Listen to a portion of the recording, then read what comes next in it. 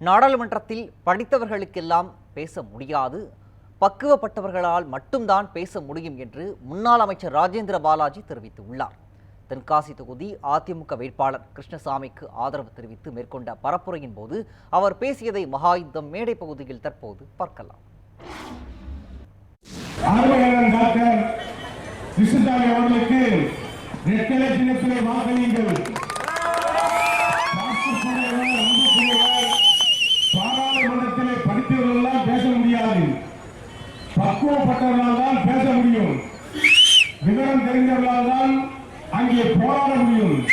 தென்காசி பார்லிமெண்டிலே வெற்றி பெற்று நாடாளுமன்றத்திலே நல்ல நாடாளுமன்ற உறுப்பினராக பணியாற்ற வேண்டும் என்று சொன்னால் ஒரு திறமசாலி பக்குவப்பட்டவர், சட்டமன்றத்திலே 10 ஆண்டுகள் பல்வேறு பிரச்சனைகளை எழுப்பி வெற்றி பெற்றவர் டாக்டர் கிருஷ்ணசாமி அவர்களுக்கு